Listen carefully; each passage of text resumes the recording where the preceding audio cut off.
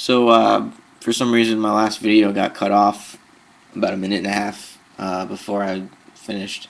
But I was talking about materialism, and I said that it's no longer even a valid potential metaphysical explanation for the scientific findings, for contemporary scientific findings.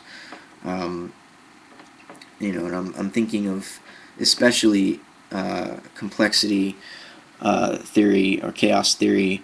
The study of non-equilibrium systems is, if it hasn't already bridged the gap between what science used to think of as efficient causes, bare mechanical efficient causes, and formal and even final causes, then it's going to do that soon, or these ideas will be accepted or gaining momentum, it seems to me. And the idea here is that instead of seeing nature and by proxy your own body and experience as a mechanism, as determined purely by a material and an efficient cause or set of causes that are efficient or material, we have to recognize, if we want science to account for even something as simple as a tornado, we have to admit, in the case of a tornado specifically, a formal cause, which is abstractly represented as a tractor in phase space, which is based on mathematical models. So if you're going to understand the motion of the matter, the organization of the energy flowing through a tornado, you have to take formal causes into account. You have to take self-organization into account, which is inherently formal. It expresses an idea, an identity of some kind. It takes shape. And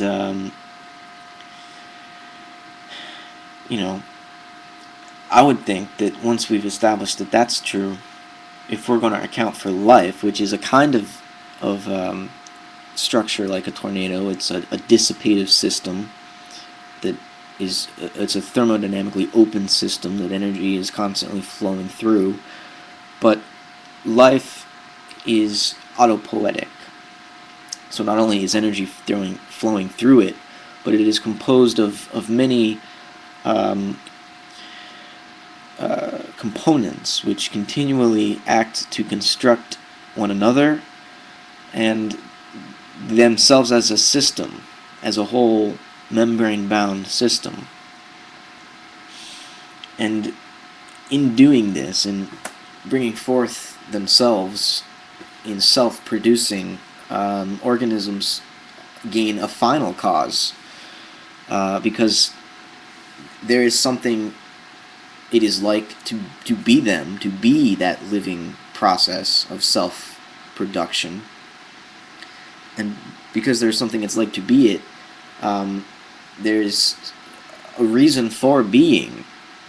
There is enjoyment of experience. There is the desire for the satisfaction of experience. And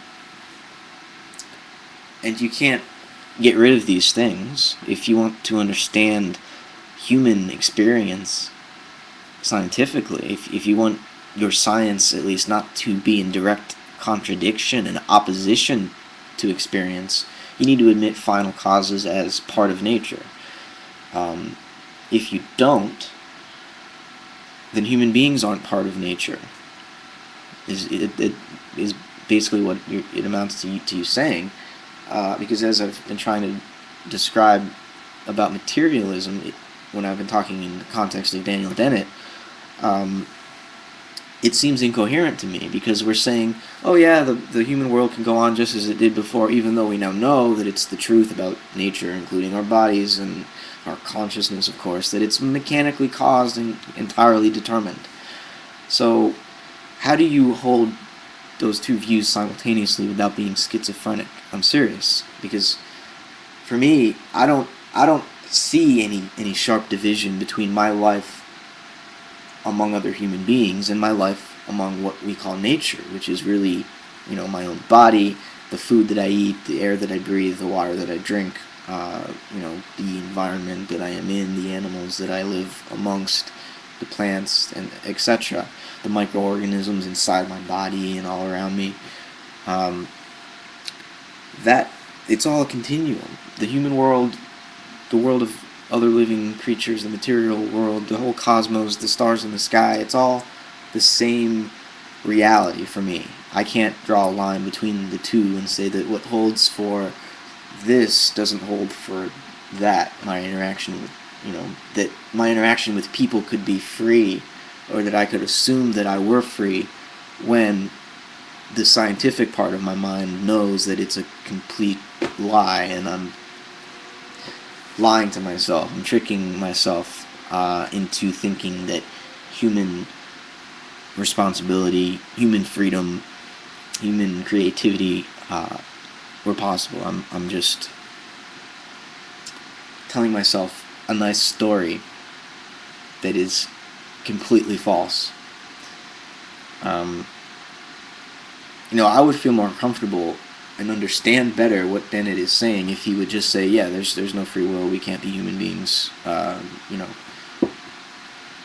guess he doesn't say that because obviously society has worked. We are still here, and while we're in the middle of, a crisis or many crises, but you could argue that they're related in some significant way. But still, I'm not really. I wouldn't push if I had the